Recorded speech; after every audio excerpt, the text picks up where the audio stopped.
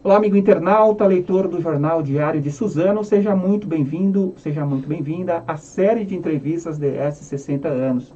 O Jornal Diário de Suzano, que comemora no próximo dia 3 de setembro, 6 décadas de fundação. Estamos recebendo os profissionais que passaram pelo Diário de Suzano durante esse período e fizeram um pouco da história. Você pode participar dessa entrevista encaminhando sua mensagem no WhatsApp do Jornal Diário de Suzano, que é o 47456900, 47456900, ou, se você preferir, deixe a sua mensagem na própria live aí da página do Facebook do Diário de Suzano. Lembrando que essa entrevista está sendo ao vivo, mas você pode acompanhá-la também no canal do YouTube e no portal www.diariodesuzano.com.br, além do Instagram. Temos a honra aqui de receber hoje as jornalistas Tamires Gomes e Aline Nascimento, que aceitaram aqui o nosso convite. A gente sempre pede para o nosso entrevistado, os nossos entrevistados e entrevistadas, dar uma saudação para quem está nos acompanhando. Queria agradecer de coração vocês terem aceitado o convite. Uma honra entrevistá-las, vocês aqui que fizeram parte dessa história aqui do Diário de Suzano, né? Aí eu queria começar com a Tamires, que deixasse aí uma saudação. Tá bom. Boa tarde, né, a quem está assistindo, a leitores e leitoras do Diário de Suzano. É um prazer também estar aqui, estou muito feliz com esse convite, muito feliz também de estar conhecendo outra profissional que trabalhou aqui. E para mim é uma honra voltar, porque o Diário de Suzano tem muita importância na minha carreira, na minha formação, a questão do território, né? Toda vez que a gente chega num lugar e fala, do Tietê, isso tem uma representação muito forte e eu carrego isso de uma maneira muito potente em mim. Então o Diário de Suzano representa muita coisa nessa minha curta ainda carreira, digamos assim. Então é um prazer estar aqui, espero que vocês gostem do papo. Também estou muito honrada de estar por aqui, conhecendo a nova sede, então é um prazer. A Tamires, que é editora assistente, né, Tamires, da Agência Mural de Jornalismo das Periferias, né, que é as matérias publicadas na Folha, né, na Folha de São Paulo. Sim, hoje em dia a gente tem um site também, que a gente publica as matérias lá exclusivamente. Tem essa parceria com a Folha que continua, porque começou lá, começou como um blog, aí depois a gente foi expandindo, ganhando certa autonomia, mas ainda segue com essa parceria. E temos outros projetos paralelos também. Hoje em dia a gente lançou o Próxima Parada, que é um podcast diário também. Já vamos deixar essas novidades, você vai contar depois. Vamos no decorrer aí da nossa... Não para. Aline Nascimento, obrigado pela sua presença. Cobriu bastante tempo polícia aqui na região. E hoje você está na Record, né? Queria que você deixe uma saudação também para quem está nos acompanhando. Eu queria agradecer pelo convite, é uma honra. Eu que nasci aqui em Suzano, então tô em casa, literalmente. E obrigada, porque tem muita gente para passar por aqui, muitos profissionais movimentaram essa redação, então que legal que a gente está aqui, né? Nessa peneirinha, a gente foi selecionada para comemorar esses 60 anos de um veículo tão importante para a região. A gente é que agradece. Ó, eu vou olhar para vocês e olhar para o celular, mas não é falta de educação, porque as pessoas vão mandando mensagens aqui, eu vou passando, na medida do possível, vou passando aqui para vocês, tá bom? Então, Tamires, vamos começar então do começo. Eu queria saber quando que você iniciou aqui no Diário de Suzano, né? Você começou, foi o primeiro trabalho seu na área, né? Sim, foi o primeiro. É isso, a gente fala, tava com vergonha de falar, quando começa a falar não para mais, né? Eu tenho que me segurar agora. Sim, foi o primeiro lugar, a primeira redação que eu trabalhei. E foi a primeira reportagem que eu fiz, primeira vez que eu fui pra rua falar com as pessoas. Eu lembro até hoje, acho que da entrevista que eu fiz, que foi com você ou com a Gabi, não, ou com os dois, que era para ir até a estação ali perguntar para as pessoas sobre o aumento da... Olha só, que eu tenho até guardado o recorte hoje. Inclusive eu guardo todas as minhas matérias. Tenho guardadinho na pastinha, coisa mais bonitinha. E tinha que falar com as pessoas na estação, eu falei, vamos lá e tal. Então, eu lembro com detalhes porque foi muito marcante, assim, foi a primeira redação, quando entrei, tudo aquilo, tudo muito novo, onde aprendi edição, onde eu aprendi tudo assim, né, os caminhos do jornalismo, digamos assim, foi aqui. E sou muito grata a você, a Gabi também, e todo mundo que me ajudou aí. E depois, enfim, né, foram vindo outras oportunidades, mas foi aqui sim no Diário de Suzano. Você tinha muita facilidade com a cultura, né? Você fechou o caderno D por um tempo, o caderno de cultura aqui do jornal, e a gente via que você tinha muita facilidade com matérias da área de cultura, né? Até hoje você gosta, assim, enveredou por esse caminho. Gosto bastante. Curto muito cinema, era algo que eu me aproximei e, além de cobrir, eu acabei frequentando muita coisa, né? Então, eu ia nas apresentações de teatro depois, então é aquela aproximação que você tinha, além de publicar, de verem que a gente também usufruía daquilo, consumia, né, as apresentações, ia nos shows. Então, até valorizar a cultura local também, né, foi importante para mim também, enquanto jornalista, enquanto moradora. Foi legal esse período também de Caderno D. Bacana. E a Aline também, né, Aline? Você começou aqui, não? Você Eu comecei começou aqui, né, no estágio, fez as cidades e depois foi para a polícia. A minha primeira passagem aqui foi em 2005. E aí Gente, ó, era tô estágio. muito ruim de data, por isso, ó, eu juro que eu achava que vocês tivessem trabalhado juntas aqui no jornal. Não, você entrou 2 anos depois, né? Quase, Eu né? entrei em 2012. Durante o estágio eu entrei para fazer cidades e aí tinham as coberturas de final de semana, cobertura de férias, aí eu acabei fazendo esporte, eu só não fiz o D. Olha só. Mas eu fiz esporte, fiz região, fiz um pouquinho de política, porque naquela época era bem mais voltado, tinha uns repórteres específicos para isso, né? E aí, bem no finalzinho do estágio, eu tive a experiência com polícia. Aí eu passei 1 ano e alguma coisinha Era na Karina antes, você entrou no lugar dela. A maior dificuldade, inclusive, foi essa, foi de substituir a Ana Karina, que era uma lenda, né? Todo mundo conhecia, ela conhecia todo mundo, ela sabia do que estava acontecendo em todos os lugares do Alto Tietê. E eu peguei uma mudança muito legal na redação, porque quando eu cheguei em 2005, a redação, eu falo que eram os meus monstros sagrados, assim, porque eu mal tinha tido as aulas na faculdade, porque era o primeiro semestre ainda. E aí eu cheguei aqui, a gente tinha a Vivi Strelec, o Cleiton, a Sandra, o César, o Anderson.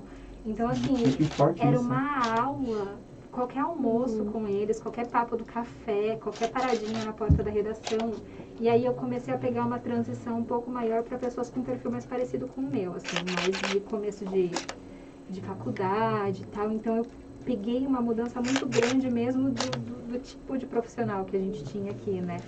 Mas foi uma abertura de portas e um aprendizado incrível, incrível. E aí eu voltei no finalzinho de 2008 e aí fiquei basicamente 2 anos fazendo só polícia. E hoje tá mais fácil fazer polícia porque tem o WhatsApp, né? Você tá na Record, você tá na produção, né? Eu tô na edição de texto. Edição de texto, né? Então, hoje está mais fácil, porque hoje o repórter do jornal, ele está anexado no WhatsApp da polícia. E naquela época tinha que ir delegacia por delegacia.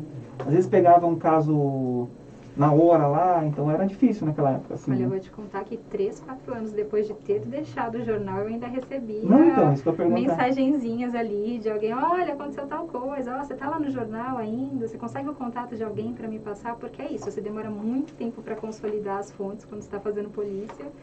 E também quando você pega esses contatos, você não perde mais, né? Então, foram anos, assim, para as pessoas entenderem que eu não estava mais aqui. E você lembra alguma matéria, assim, que te marcou, assim, falou, nossa, essa matéria aí eu nunca esqueço mais, tá? Infelizmente, matérias ruins, porque a maior sempre, parte sempre. da minha Todo mundo que vem aqui, a experiência. gente pergunta e as matérias ruins acabam marcando mais, né? Houve o caso de um sequestro em Ferraz, de uma menina, e ela foi presa em uma tubulação de concreto.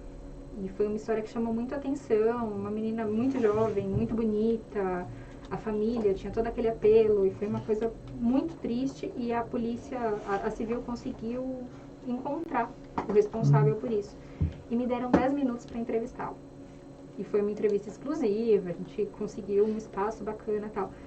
Só que eu fiquei cara a cara com uma pessoa que me apavorava, então era a repórter muito contente com o furo, com a oportunidade de fazer aquilo, e a pessoa física tremendo ali, de ter que ficar numa sala de 1 metro quadrado diante de uma pessoa sem mal saber o que perguntar, porque qualquer pergunta que eu fizesse não iria responder o porquê dele ter feito aquilo, né? Então foi uma coisa que me marcou muito, muito, muito, muito. Assim, nem foi grande repercussão, apesar de ter sido um furo só do Diário de Suzano e tal, mas me marcou. Eu não consigo explicar, mas eu tenho o rosto desse homem e dessa vítima na minha cabeça, dessa sobrevivente, né? Porque ela não é vítima até hoje na cabeça. Ó, a Ilane Brum tá falando que legal rever a Aline Atamires. O Joel Soares tá dando parabéns aqui pra vocês. Talvez hoje você é editora assistente lá da Agência Mural, né? Vamos falar então agora da Agência Pode Mural. ser, a gente fala. Acho que... Inclusive a gente está conversando antes aqui, tem os repórteres aqui da região que passaram aqui pelo jornal também, que é a Bruna, né? Que que tá falando hoje da são Bruna que colegas de trabalho. colaboram lá, também. né? E o Rômulo O Rômulo, Cabreira, sim. o Rômulo Cabreira. O Rômulo tá como apresentador lá do podcast. E editar Rômulo, né? vídeo também. Rômulo, Super a cara dele, né? Apresentador. né? demais, É. demais. Pessoa maravilhosa. A Bruna também faz uns trabalhos de fotografia, faz textos também. E muito legal ver essa galera brilhando aí do Alto Tietê, de Suzano Poá, e a gente se encontrar por aí na vida, né? E minha história com a Agência Mural começou até um pouco próximo de quando eu estava aqui no Diário de Suzano, que eu comecei a fazer uns trabalhos meio freela, era isso, você trabalhava como muralista, que a gente chama, né? Você colabora, você escreve um texto sobre a sua região, seu bairro, então fazer bem esporadicamente um texto sobre Calmon Viana, alguma coisa que eu vi em Poá. Mas era sempre meu trabalho secundário, né? Era o que eu fazia quando dava, faculdade, já tinha estágio, tinha várias coisas. Então, era quando surgia. E desde 2011, foi até um pouquinho antes até, entre 2011 e 2012, eu venho colaborando, ia nas reuniões, a gente tinha uma reunião mensal, onde se encontrava todo mundo, pessoas de diferentes bairros da periferia de São Paulo. Então tinha aquela conexão, aprendizado, era basicamente uma grande reunião de pauta, né, onde todo mundo falava, só que tinham trocas além disso, né, além de jornalismo também. Você se conectava muito com as pessoas, tinham bagagens parecidas com as suas. E hoje em dia meus amigos, pessoas que eu tenho mais proximidade, são todos, sim, da periferia de São Paulo, que a gente tem essas mesmas vivências. Pegava trem todo dia, um pouco dessas dificuldades, né, entre aspas. E aí esse ano, em janeiro, foi quando eu entrei para equipe fixa mesmo, né. Depois eu acabei me afastando, que eu fui estudar, eu voltei. E quando eu voltei, eu tinha essa oportunidade, acabou acontecendo.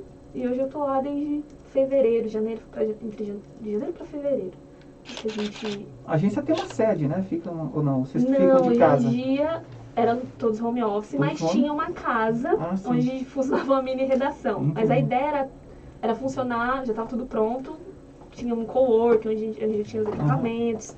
Só que veio pandemia, as coisas estão fechadas lá nesse cowork no centro de São Paulo, ia ser no centro para facilitar o trânsito de todo mundo. E por enquanto tá todo mundo de casa, né? Ainda não tem previsão, até que todo mundo seja vacinado. A gente tá esperando um pouco amenizar melhor as coisas, amenizar um pouco mais as coisas para voltar a pensar em trabalhar presencialmente. Ainda mais que as pessoas moram bem longe, se a gente for pensar longe comparado com o centro, né? Porque longe depende muito de onde você tá. Então, por enquanto a gente tá de casa, mas é isso, né? Precisar de equipamento, a gente resolve, precisar de mouse, a gente resolve, precisa de... É o que tá dando pra fazer no momento. O que eu acho legal da agência Mural é que os textos são muito aprofundados, cheios de detalhes, né? Sim. Pega um assunto assim, parece que é tão simples, mas consegue... Tem um critério, assim, para alguém escrever para... Eu acho que nem eu falei da questão do território antes, acho que isso é muito forte também. Então, quando a gente vai falar de um bairro, de uma determinada região, ainda mais porque é o repórter que mora lá, né? Então, esses detalhes, eles vêm até naturais, natural, né? De tentar descrever um pouco como é a situação, além só do problema ali que a pessoa está reportando, né? E descrever um pouco como são as ruas, como é a atmosfera do bairro. Então, isso é até um pouco natural, acho que naturalmente foi entrando na linha editorial, digamos, né? Então, toda vez que a gente vai publicar um texto, a gente coloca Zona Sul, já tenta até localizar quem não conhece onde é que é. É diferente de um texto hard news, né? Que é muito objetivo, né? O mural ele é mais... Até porque a gente detalha. não é tão hard news, né? A gente sempre pega a rabeira de algum tema, por exemplo, Covid, não tem como não falar, várias coisas, mas tenta fazer sempre esse recorte voltado para as periferias e essa problemática, mas sim, é um detalhe importante essa sua observação. Não, eu percebo. Tão natural que você não tinha nem dado conta, né? Acaba ficando... A Bruna, que trabalhou aqui, né, que é repórter fotográfica, ela fazia isso, detalhava muito assim, os textos, bem legal, assim, acho legal isso. Aline, você trabalhou no Instituto Lula também, né? Vamos falar um pouquinho do Instituto Lula, eu tenho muita curiosidade de saber como que era lá o seu trabalho, né? Eu vi que tem uma foto que eu tenho vendo na minha cabeça aqui, é uma foto que você acho que postou, ou foi o próprio Instituto Lula, no Instagram do Instituto Lula, no Facebook, se eu não estou enganando. Era o aniversário do Lula, tava lá um monte de gente lá soprando a galinha, E lá você, lá do lado, eu vi você na foto. Uma Aline, magrela fazendo careta de fundo. Aline aqui, ó, no Instituto. Como que era o trabalho lá? O Lula ia todo dia pro Instituto? Como que é? Ele tinha uma frequência bastante grande, e assim, vez ou outra não, até porque ele fazia algumas agendas partindo da casa dele de São Bernardo, mas era muito raro ele não ir. Eu fui convidada para cobrir uma licença de uma amiga que casou, ia pegar ali um mês, ia fazer, né, vou tirar minhas férias ali, a ideia era essa. Só que eu fui ficando, gostei da coisa e continuei. O convite foi para gerenciar as redes sociais. Então eu basicamente cuidava de Facebook, que era muito forte na época, não vou tentar lembrar quando, porque eu sou terrível nisso. Ele tinha... para subir as fotos, os áudios das entrevistas, que a gente abastecia inclusive os outros jornalistas, né, com as entrevistas dele e tal. E eu fiquei muito focada nisso. Mas chegou uma hora que coincidiu campanha eleitoral, as viagens, ele roda o país inteiro, ele tem rodinha no pé, né, é uma coisa muito... a energia dele é algo incrível, assim. E aí tinha dia que eu dormia no Acre e acordava em Brasília, dormia... porque é 2 estados no mesmo dia, assim. E aí acabou que, faz um release, cobre um evento, atende a imprensa, isso numa proporção menor, mas acabou que no final das contas a equipe estava tão integrada que todo mundo fazia de tudo um pouco. Mas eu posso falar que foi uma experiência, assim, até porque coincidiu com muito do que eu acredito. Estava na época da eleição? A gente estava... Você trabalhou também pro partido também, né? Um pouco antes, inclusive foi esse trabalho pro PT estadual que me aproximou da Nina Santos, que foi a pessoa que me convidou para entrar no Instituto. E aí eu peguei um pedacinho de campanha para os governos. O Lula não era candidato mais, ele já era ex-presidente nessa altura, mas ele estava apoiando os governadores, os candidatos ao governo nos estados, então ele participava muito dos eventos, então, Pernambuco num dia, Acre no outro, e ter presenciado algumas coisas, assim, do tipo, eventos no Nordeste do país, que tem uma atmosfera incrível, absurda, tudo de uma proporção muito grande, assim, com a energia dele, foi algo que me deu uma outra visão do tamanho do que poderia ser o jornalismo, porque talvez eu sempre tive uma leitura um pouco mais regional, até por ter começado aqui, ter pego trabalhos menores, e aí quando você começa a enxergar nesse macro, né, e ter noção do que é que o seu trabalho pode virar, foi um choque de realidade, assim, bastante grande, mas foi uma experiência para a vida, assim. Que bacana. O que assim, para o nosso internauta entender, o que faz o Instituto Lula, né? Eu vi lá que o Instituto, ele não é o Instituto do Lula, é o Instituto Lula, mas eu vi lá que ele tem até, ele promove eventos, debates, tem intercâmbio com outros institutos fora do país, né? Sim. Queria que você falasse um pouquinho resumidamente o que faz o Instituto. Claro. O Instituto Lula, ele tem algumas subsecretarias dentro dele, então eles têm algumas temáticas, né, que questionam, provocam. Eu gosto de brincar que ele provoca debate, ele provoca encontros.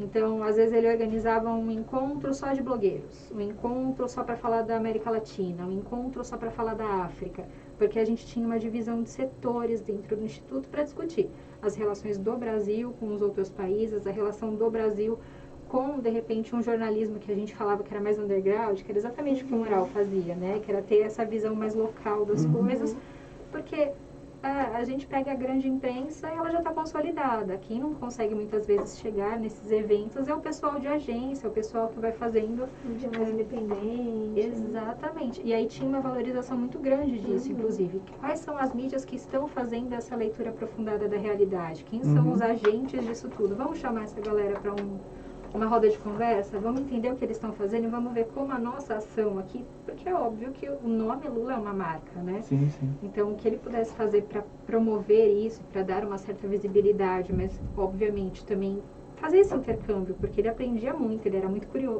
curioso, né? Ele pergunta, ele troca, e ele queria exatamente isso, ser acessível para discutir essa temática e sair do jornalão, e sair do cara que vai dar a manchete e vai vender o mesmo número de exemplares no dia seguinte. Ele queria falar com o blog, com a mídia independente, com um site pequeno, com um cara que estava fazendo um bom trabalho, mas que não tinha essa essa abertura toda, né? Aí era feito um monitoramento, né? Vocês faziam tipo um monitoramento sobre isso. A gente tem uma equipe grande ainda hoje no Instituto Lula, que faz toda a parte de clipping, que é exatamente para entender ainda a recepção da imagem dele. Então, o que se fala do Lula hoje em dia, né? Até para ele saber se ele precisa se posicionar em relação a alguma coisa ou não. E aí a agenda dele era organizada de acordo com os convites. As coisas que ele ganhou como presidente estão lá? Ele Fica tem lá. uma sala gigante só de presentes, cartas, fotos. Ele tem carinho com aquilo. Houve um período naquelas investigações da Polícia Federal, isso aconteceu um pouquinho depois da minha saída de lá, e eu agradeço muito por isso, porque eu não teria emocional para dar conta. Eles revistaram, eu diria, muitas, uma leitura minha, eles invadiram algumas salas do espaço e eles quebraram muitas coisas, eles destruíram muitos presentes em busca de evidências, né? E foi um choque muito grande para a equipe, porque existia um trabalho muito, muito minucioso de catalogar, de repassar, alguma cartinha, às vezes uma cartinha de uma criança que vinha com uma frase, tinha a Kalinka, que lia tudo e chegava, olha, PR, olha o que te trouxeram aqui, olha o que essa menininha escreveu. Então tinha muitas das coisas ele respondia, obviamente não conseguia responder tudo, mas foi um baque muito grande quando a gente viu assim, peças quebradas, de visitas que ele tinha feito a outros países, que outros líderes tinham dado a ele, os caus honores, muitos prêmios, muito reconhecimento que ele teve de público comum, como de grandes autoridades, acabaram se perdendo aí no meio desse processo. Mas ele faz muita questão de guardar isso, que ele diz que é a história dele. Assim. É verdade. E a história do Brasil também, né? Tem as coisas que ele leva. Tamires, você trabalhou no Catraca Livre, né? E assim, uma curiosidade que eu tenho de saber... Tava ali, né? É na época do Dimenstein, né? Gilberto Dimenstein que faleceu. Como que foi lá pra vocês, na redação? Na redação tava já todo mundo de casa, né? Foi bem nesse período. Mas ele já estava há um ano já lutando contra um câncer. Então não era, eu digo, era algo que emocionalmente... Deixou um as texto pessoas... incrível na Folha, né? Um Sim. texto que a gente chora quando lê, né? Sim. No UOL também teve uma entrevista bem bonita com ele em vídeo. Até ele falando um pouco de como é viver com câncer, lidar com isso, né? Com a vida, quando você vê que ela parece que está finalizando, mas esse final, às vezes não é um final, né? É muito emocionante isso, que a gente pensa que tudo é um fim, às vezes não, mas é o começo de alguma outra coisa. Pra quem acredita, né? Cada um com as suas crenças e convicções. Mas é um cara também que foi muito inspirador, né? Tanto que ele criou esse site da cabeça dele, porque onde é que eu vou encontrar evento gratuito em São Paulo? Não tinha, não existia um site que agregava tudo isso. E aí foi daí que começou, em 2010. Eu entrei um pouquinho depois, tanto é que do Diário de Suzano eu fui pro Diário de São Paulo também, redação, aquela loucura. Chegou um momento que eu fiquei muito exausta. E eu foi até uma das minhas últimas experiências em redação, porque realmente foi muito desgastante pra mim, porque eu tava nos últimos anos de faculdade, e você chega num momento que é estágio, mas eu passava 10 horas no jornal, 12 horas, e tinha que depois ir pra universidade, e era o último ano. Então foi um momento que eu tinha que fazer escolhas. Eu acabei indo pra um site que era, aparentemente tinha um horário, era uma coisa assim, não tinha fechamento. Então foi uma escolha que eu fiz, que eu precisava naquele momento sair de uma redação. Foi quando eu fui pro Catraca Livre. Que aí já era um outro ambiente, né? Um ambiente mais startup, um ambiente mais... É isso, você tem um horário pra sair, um horário pra entrar, não que isso é bom, porque às vezes tem que ficar assim. Acho que hoje em dia isso não existe mais, não mais em casa. Mas naquele momento, pra mim isso fazia um pouco mais sentido. Porque eu precisava de um tempo pra estudar, realmente. Eu precisava terminar a faculdade. Isso pra mim tinha que estar como prioridade naquele momento. Embora eu amasse jornalismo, amasse trabalhar em jornal, foi uma escolha na vida. E lá, o Dimenstein também ia muito na redação, sentava na cadeira do lado, era alguém que participava muito. Ele pegava as coisas, ele publicava no Facebook, ele pegava e fazia. A gente até que falar, não faça. Tinha que até falar, não faça, porque, né, pânico. Mas a gente aprendia demais com ele. E foi muito difícil esse momento, essa notícia, porque estava todo mundo de casa, ninguém estava junto, você não podia se acolher, você não podia acolher a família. E hoje em dia quem é o diretor é o filho dele, né, o Marcos Dimenstein, que assumiu, já tinha assumido um pouco antes. Teve uma época que ele saiu, né? Ele pediu pra sair. Ele já estava afastado, mas assim, tomava algumas Tomava. decisões, participava ali, mas já não era, não como diretor, não como... Então, o filho dele já tinha assumido, já tinha feito essa transição, mas foi difícil, ainda mais que era alguém muito presente, alguém que fazia muita parte da essência do que era aquele veículo. Foi um baque para todo mundo, a gente não conseguiu trabalhar, todo mundo de casa, não podia fazer muita Você coisa. fazia reportagem lá, né? Lá eu cuidava de educação, eu entrei como estagiária de cultura, né? Fazia posts de cultura, tudo isso. Posts de cinema, teatro, né? E logo depois eu fui assumindo umas outras coisas. Eu comecei a fazer educação, cidadania, projetos, mas sempre um pouco nessa área de cultura e educação. E reportagens mais serviço, né? Que a gente tinha muito disso. A gente dá uma reportagem, a gente precisa mostrar que a pessoa pode fazer tal coisa, data, horário. Era um pouco a linha que a gente tinha que seguir. E também foi uma baita experiência. Eu fiquei lá muito tempo, foram 6 anos. Acho que foi o maior tempo que eu fiquei num lugar. E depois a vida foi levando para os caminhos. Mas sim, foi bem difícil também esse momento de... A gente perde referências, né? É bem complicado. Isso aí. Olha, uma vez o Carlos Zaratini, eu não sei se ele é deputado ainda, o Carlos Zaratini do PT, ele veio aqui na redação do jornal, veio dar entrevista, contou, aí ele ficou contando, eu conto muitas histórias do Lula, né, na época que ele veio aqui, né. Eu perguntava para você deve ter muita história lá que deve ter ouvido lá do Lula, até presenciado. Não tem alguma que você lembra, sei lá, no instituto, que você fala, isso aqui... Olha, se o Jabá estiver liberado, eu tenho que contar uma coisa que para mim foi muito surpreendente, porque eu acompanhei a Copa do Mundo no Brasil, e aí vocês lembrem a data porque eu sou terrível nisso, coincidiu 2014. com o período em que eu estava lá. Então eu trabalhei no Instituto nessa época. E aí a gente tinha uma rotina que era assim muito puxada, com muitas atividades, mas a gente tinha uma equipe que era muito apaixonada pelo que fazia, pela proposta, pelo Lula. Era uma coisa muito de doação que ia para além do profissional, assim. E aí, quando rolavam os jogos num horário bacaninha, assim, a gente tinha uma sede ali no Ipiranga e a gente conseguia se reunir para assistir os jogos. E aí, em uma dessas tardes, que, sei lá, teve um jogo 4 da tarde, assim, a gente chegou e tudo arrumadinho, assim, bonito, uma churrasqueira, uma pessoa convidada, né? Não, né, pra agradecer a equipe, vamos aproveitar, vamos confraternizar, ele que não dispensa um bom futebol, né? E aí eu abro aquele isopor, assim, aquele monte de taipau. Ai, presidente, não podia ser outro. Não, isso aqui que eu gosto. Mas ele é uma pessoa muito simples, assim, de, sei lá, a gente na correria, o que ele comia era o que a gente comia, a gente ficava hospedado nos mesmos lugares, ele chegou, na época, na campanha, teve uma passada que o Aécio fez um comentário infeliz, na verdade nenhuma, em relação a Dilma, um comentário de cunho sexista e tudo mais, e aí eu lembro que ele chegou nas 2, 3 meninas que estavam no avião na época, uma era eu, a outra era a aeromoça, e ele falou, não, vem cá, por favor, vem cá.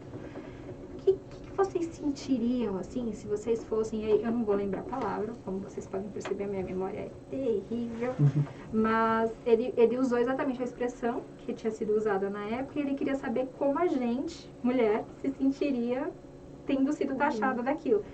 Ele fazia uma questão de se colocar no lugar, de tentar entender pelo olho do outro, assim, para não falar nenhuma bobeira.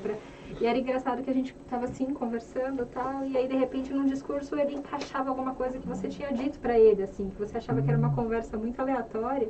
Então ele guarda isso. Puxava as coisas do cotidiano mesmo, sim, né? Sim. E você deve ter visto muita gente passando por lá, pelo Instituto, né? Até, talvez, não sei, você vai falar, chefe de Estado, ou ex-chefes de Estado.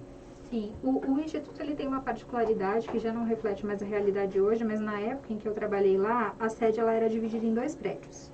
Então tinha um prédio que ele era mais focado, que era o escritório, efetivamente, a sala de reuniões, onde ele recebia as pessoas, que já tinha aquele fundinho que são os, né, das fotos padrão ali, do mapa mundi de fundo e tudo mais. E tinha uma outra casa que era muito próxima dali, mas era onde ficava a equipe para conseguir atender as demandas, escrever, enfim, tinha um estúdio lá também para foto, para gravação de vídeo. Eu ficava nessa segunda casa. Então, muitas das visitas e das reuniões eu acabava não acompanhando, até porque tinha uma equipe que era para isso. Como eu ficava muito por conta de rede social, muitas vezes eu recebia os pacotinhos fechados.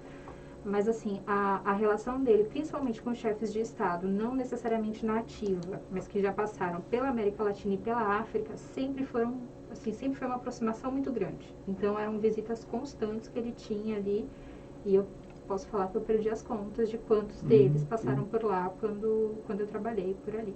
Caramba, dá pra você escrever um livro, hein? Um livro da história, de tudo que você viveu lá, bacana mesmo. Queria perguntar para você do mural, né? Vocês pegam a Grande São Paulo ou é o Estado? Como que é? Por exemplo, como que é o critério de utilizar... que periferia que vocês escolhem assim para estar divulgando as matérias? Geralmente os jornalistas se inscrevem, né? Mas a gente busca também lugares estratégicos, digamos, né? Tem Paraisópolis, tem alguém escrevendo, né? Os lugares que a gente sabe que tem os lugares estratégicos. São estratégicos, importante. Mas, por exemplo, Grande São Paulo é só pessoal que não tem voz metropolitana. mesmo, né? Não tem voz e acaba... inclusive isso de voz, é até interessante que você citou nesse assunto, porque a gente antes a gente falava muito isso, né? De dar voz para as pessoas, vamos dar voz para as pessoas. Mas a gente pensou, caramba, mas será que as pessoas já não têm voz, né?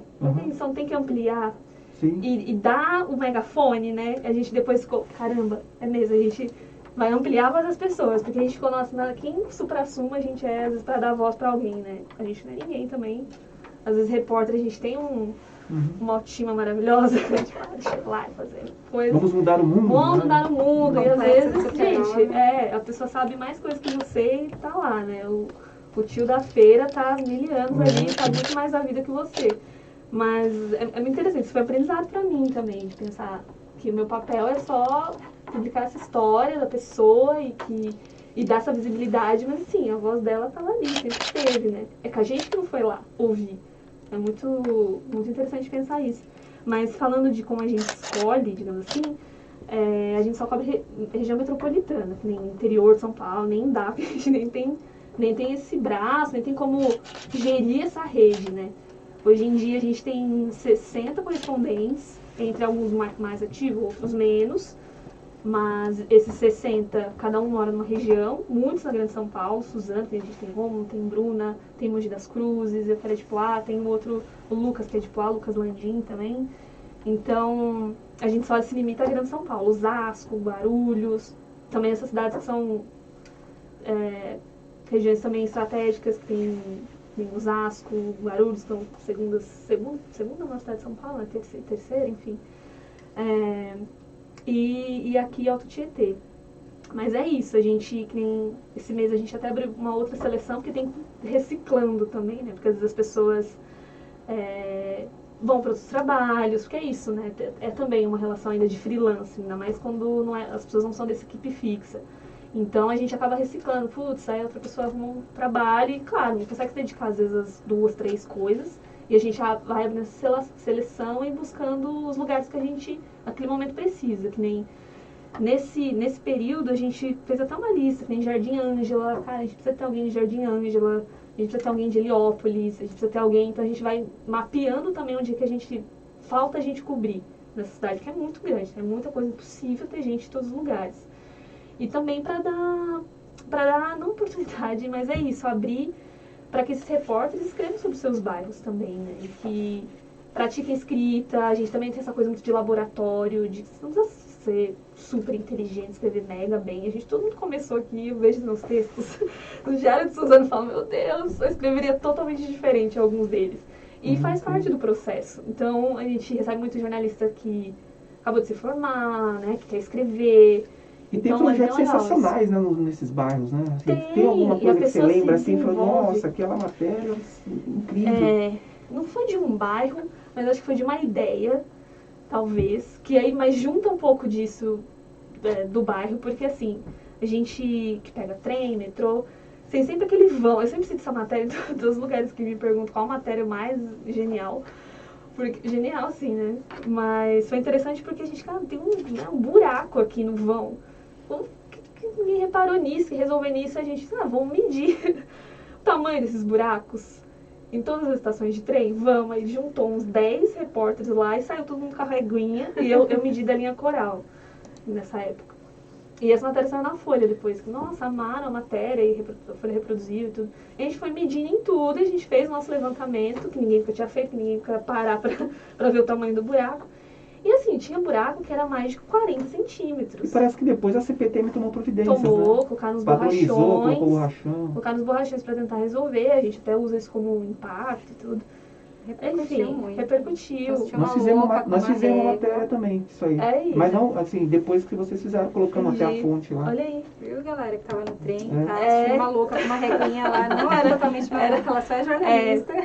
E a gente lá, galera, olha o que vocês estão fazendo. A gente, a gente só tá medindo ali pra ver o tamanho. O pessoal, é mesmo, isso aí é grande. Aí a pessoa também se interessava por aquilo, já falava. Nossa, quase caí. Eu mesmo quase caí uma vez. No Brás, aquela muvuca, me levantaram. Eu falei, meu Deus do céu. Então é muita coisa que a gente vive e depois a gente fala, por que a gente não escreve sobre isso, né? E muita gente passa por isso. Né? E a gente não tem noção.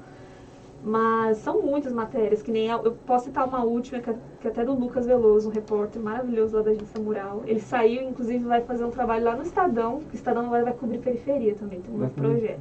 Legal. E aí ele foi pra lá, enfim, né? Ele fez uma matéria de que hoje em dia as pessoas estão fazendo delivery nas catracas de metrô. E é isso, uma coisa que ele viu, usando, ele mora em Guanás, ia pro centro, via isso, os caras trocando instrumento de violão, assim, na catraca, porque é mais fácil, não precisa pagar correio, não precisa pagar frete. Fala, tô fazendo a prestação, comprei com você aqui, eu te entrego na estação de metrô, eu não preciso sair, você também não, eu não preciso entrar, você não precisa sair. E ele viu os caras trocando churrasqueira, gente, coisa assim. E foi investigar. Isso acontece em várias estações. Que legal. Nossa, é uma loucura. E de tudo, de casinha de cachorro, coisa de cachorro. Quase roupinha. tudo vira matéria, né? Você vê que... E vira negócio... matéria. É treinar o olhar, É treinar o olhar. E é isso, acho que esses repórteres, ainda mais da periferia, que transitam muito pela cidade, transporte público, acabam vendo essas coisas que talvez outros repórteres não veem ainda aqui. Não se achegam nas bordas da cidade. Mas Bacana. é isso. Ó, vamos ver aqui, ó. O Wagner, acho que é Mosqueto. O Wagner Mosqueto tá mandando parabéns aqui para vocês. A Aline, ela colocou a Aline, escreveu a Aline. Obrigada. Fernando Araújo, o Herbert Bola, que é o nosso fã aqui do programa, sempre está acompanhando a gente aqui. Preciso conhecer esse Valeu. Herbert, ele é muito famoso, O mas ele Herbert, não era da minha época. o Herbert sempre está aqui acompanhando a gente. Obrigado mais uma vez, o Herbert. Bom, hoje, Aline, você está na Record, né? Eu queria que você falasse como que é o seu trabalho lá.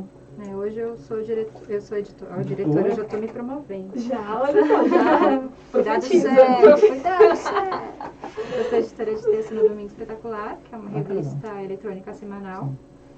Eu tenho muito essa coisa de ir e voltar para os trabalhos. Do mesmo jeito que eu fiz estágio, saí e voltei aqui para o Diário de Suzano, lá na Record foi a mesma coisa. Também, eu saí né? daqui, inclusive, para estagiar na Record. O estágio acabou, voltei para cá. E aí, depois de uns bons aninhos ali, passando por agência, pelo PT, pelo Instituto, aí voltei para a Record tem uns 6 anos, mais ou menos. Bom, as matérias lá têm uma característica de um pouco mais aprofundadas, matérias mais longas, né? Não tem essa loucura do factual. Para quem trabalhou em redação é outra vida, assim, né? Porque não tem aquele fechamento diário, aquela loucura. Uma revista eletrônica, na verdade, né? Sim, sim. E a proposta é exatamente essa, né? Ter um olhar um pouco mais plural para as coisas, falar com o máximo possível de pessoas e tentar entender. E o desafio muitas vezes alguma coisa aconteceu na segunda, a gente vai levar a matéria ao ar no domingo, como é que a gente não deixa isso velho? Então isso é verdade. bastante difícil até, porque você tem que tentar prever o que aquilo ali vai render durante a semana para você não chover no molhado, né? Para você tentar trazer alguma leitura nova daquela situação. O gostoso de lá cada dia é uma matéria diferente, né? Na mesma semana você, sei lá, faz uma matéria, aqui eu falo do famoso X, mas você vai falar de uma pesquisa na área da saúde, você vai falar de um problema que aconteceu em São Paulo e reverberou em Curitiba, você pega uma matéria de curiosidade de Portugal, então é muito legal porque você está em contato com muita coisa diferente, então o aprendizado é muito, muito grande.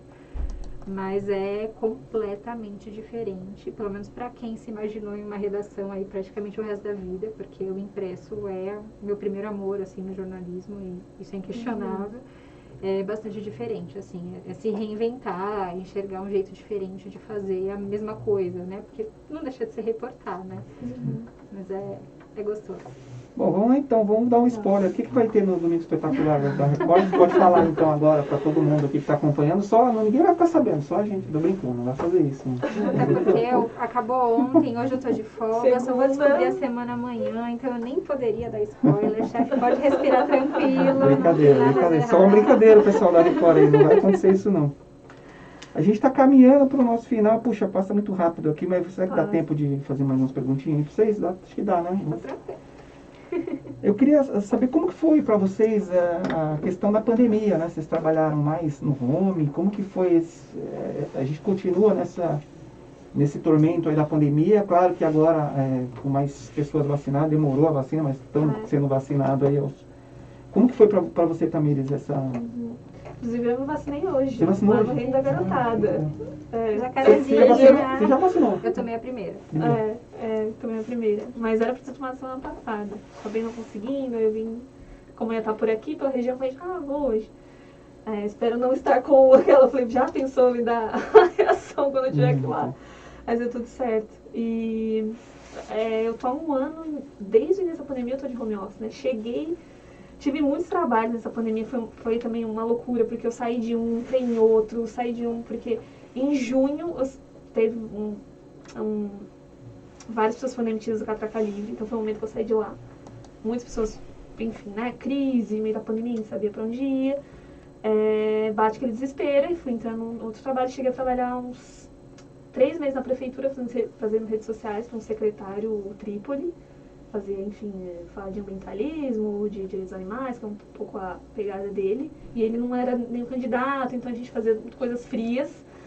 Só que é isso, né? Eu sentia falta um pouco da coisa também da reportagem, de fazer. Eu gosto muito de redes sociais, mas só quando você tá fazendo, você fala, será que é isso mesmo que eu quero e tal? Redação é um bichinho que pica, a gente não deixa mais em casa, né? De trabalhar sozinho me dá é uma tristeza. A gente tá tão acostumado com gente, de você virar, pedir opinião. Olha que rapidinho o meu texto, olha que rapidinho isso, o que você acha desse título? A gente tá muito acostumado com isso de trabalhar em equipe, com fazer as coisas em equipe. Então, foi muito difícil. Acho que eu não me adaptaria à vida de freelancer, trabalhar sozinho o resto da vida. E senti muita falta. E depois isso porque eu já trabalhava sozinha, né? Tinha o designer, era uma equipe pequena. Inclusive, a gente dava muito bem, mas é isso, sente um pouco falta da equipe, do time, né? Dessa troca diária. Às vezes fala de um assunto até corriqueiro, não necessariamente de trabalho. E... Vou falar bem rapidinho, né? E com a Mural, por exemplo, a gente tem lá o Slack, tem já uma interação maior, porque tem que falar com o editor, tem o editor-chefe, né? Que eu tenho que falar com ele as coisas, tem que falar com o menino do design, tem que falar... Você já fala com as pessoas, mas é tudo em texto, áudio, não é nada ao vivo, são reuniões, que às vezes também é uma coisa que dá uma cansada, toda hora abrir uma tela, abre tela. Tem sido difícil, mas a gente se reinventa, né? A gente faz, olha o tanto de coisa que a gente está fazendo. O jornal na pandemia está saindo. Já de Suzano não parou, os sites também não pararam. Então, ao mesmo tempo, a gente acaba se reinventando com as adversidades, né? Mas é difícil, tem sido muito difícil. A gente ficou 7 meses fazendo jornal de casa, né? Todo mundo. Eu juro que eu não consigo imaginar. Então, mesmo queria vivendo essa inclusive, realidade, eu não consigo imaginar. Aqui em casa você acaba, porque você está na sua casa, parece que você não tem que trabalhar, você está em casa, né? E você acaba fazendo tudo ao mesmo tempo. Difícil dividir as coisas, você não divide, né? tudo ao mesmo tempo. Tá fazendo as coisas, tá o seu filho na porta te esperando para jogar bola no quintal, né? Então fica meio... O fato dele te ver em casa, né? Faz com que ele acredite que você tá à disposição. Quando meu pai tá em casa, ele tá pra mim. Como é que você não vai jogar bola comigo agora? E a comunicação é difícil, né? Com as pessoas. Se você falar assim, Tamires, olhe para mim, é uma coisa. Se você falar, Tamires, olhe para mim no WhatsApp, às vezes parece que você está mandando. Cada um interpreta do jeitinho. Você tem que saber controlar essas coisas também. Até o tom, né? O tom, você fala, alguém eu não pode sabia que você, mal. se você escrever no WhatsApp letra maiúscula, parece que tá gritando. Tá gritando. Eu não sabia disso. Tudo com pontuação perfeita. Você fala, meu Deus, já. Tá brava, é tipo a mãe falando nome e sobrenome, né? Como que foi pra você, Aline, ficou Bem um sinceramente, tempo aí horrível. horrível, né? Muita terapia, viu, pra ajudar. Muita Tive- terapia. Comecei. No começo, acho que ninguém entendeu muito a proporção que estava acontecendo, né? Então, veio em março, eu ainda fiquei um pedaço de março e abril ali, trabalhando em loco, pelo menos alternando. Hoje você está indo para a Record? Não. Não, você está em Aí, casa. 1 ano e 2 meses eu estou fazendo home office. E é exatamente isso, né? Delimitar onde começa a tua vida pessoal, onde começa a tua vida pessoal, onde é que... Eu falei pessoal é pessoal? Não sei. Pessoal é Pessoa profissional. profissional, né? O seu WhatsApp como uma ferramenta de trabalho, que é uma baita novidade, né? Ele era um braço, hoje em dia ele é tudo, assim. Então é telefone tocando das 8 da manhã até as 11 da noite. Você conseguir impor um limite para que seja saudável, diferente, né? Porque quando você trabalhava fora, você batia o cartão, você entrava, você saía, estava limitado ali. Hoje em dia isso é muito difícil, né? Porque as equipes, cada equipe funciona num horário, então todo mundo te aciona. Estar em casa é difícil, porque aquele horário bobo do cafezinho ali, que você parava para conversar com alguém, aquilo é de uma sanidade que você não tem dentro da tua casa, né? Então a alimentação, sono, acho que tudo variou muito. Está sendo uma adaptação ainda, não vou falar que 1 ano e 2 meses depois eu estou plenamente adaptada a essa rotina, adoraria voltar Eu também não. ao local. Super assim. voltaria a trabalhar presencial. Sinto muita falta dessa troca, dessa conversa, do horário de almoço, do se arrumar para sair de casa, porque hoje em dia eu tenho coleção de pijama, não tenho coleção de roupas, assim, porque eu fico em casa e trabalho como dá. E isso vai acabar refletindo muito. Não acho que decaiu a qualidade do que a gente faz, porque a gente tem essa preocupação, claro, mas é muito diferente, porque é isso, assim, engrandece você chegar e falar, eu estava pensando em fazer isso, o que você acha? Né? Essa conversinha, esse minutinho que o outro gasta contigo ali. E dali surgem pautas, às vezes, outras ideias de Exatamente. outras coisas que a gente está limitado. É oxigenar. Não tem a né? mesa do bar, não tem a mesa ali, a conversa do café. Mas jogou luz para a questão de saúde mental, que eu acho que é uma pauta gigante nessa Verdade. pandemia, e quem não prestava atenção começou a prestar, e quem não começou tá na hora, né? Esse jornalista aí adoecendo. Eu queria muito agradecer vocês que estão encerrando a entrevista, muito mesmo, de coração, agradecer a presença de vocês aqui no programa, né? E eu queria que vocês deixassem uma mensagem final para a gente encerrar, tá bom? Se quiser deixar, pode. Acho que a palavra de ordem é empatia. A gente precisa muito disso, não só no jornalismo, porque a gente se propõe, enquanto jornalista, a olhar para o outro, através do outro, e dar esse espaço para que as pessoas que normalmente não conseguem falar, que elas possam, né, expor o que elas acreditam, o que elas pensam. Mas se a gente fizer isso um pouquinho mais na vida também, eu acho que tudo fica melhor e mais leve. Então, força para os jornalistas que estão a caminho aí, não desistam porque não é brincadeira. Para o Diário de Suzano, meu muito obrigada por todo mundo que passou por aqui. Para o Marco Aurélio, que foi assim, meu anjo da guarda, que lá atrás me abriu uma portinha e falou, vem, me acolheu, me colocou nesse mundo do jornalismo. Acho que eu nunca fiz agradecimentos públicos, mas ele... Teve aqui já, Marco. Sim, acompanhei a entrevista dele. E ele, com certeza, assim, é um dos meus padrinhos, assim como o Antônio, que foi um professor meu da faculdade também, foram pessoas que acreditaram muito em mim e me ajudaram a ser a jornalista que eu estou trabalhando para ser, né? E isso é uma coisa importante também, a gente continuar sempre se aprimorando, porque o jornalismo não pode parar no tempo, né? Aí a tecnologia toda dando um tapa na nossa cara e mostrando que a gente precisa correr atrás e fazer diferente sempre. E que bom que a gente tem um veículo como esse, prestes a fazer esses 60 anos, prestando esse serviço, olhando para não só para Suzano, né? A cobertura aqui sempre foi muito focada na região, então que bom que as pessoas daqui têm um espaço para se verem refletidas, para entenderem a realidade delas, com pessoas que entendem daquilo, falando daquilo, vivenciando aquilo, isso é de fundamental importância. E vamos dar mais um gás aí, que o jornalismo impresso tem que seguir, porque ele é incrível, é minha paixão. Feliz aniversário aí pro Diário de Suzano. Muito obrigado, Aline. Obrigada pelo convite. Eu que agradeço você ter vindo. As mesmas palavras de Aline, aquelas, e parabenizo também o Diário de Suzano pelo trabalho, toda a trajetória, né? E você também, Edgar, que está há anos aí à frente, também não quero expor ninguém daquelas, que tem feito trabalho brilhante também, de formação, dando essa oportunidade para jovens jornalistas, eu inclusive fui uma delas. Pra mim é muito bonito estar aqui, reviver tudo isso, estar aqui com vocês dois que são incríveis. Não conheci a Aline, mas já admiro, vou seguir em todas as redes sociais.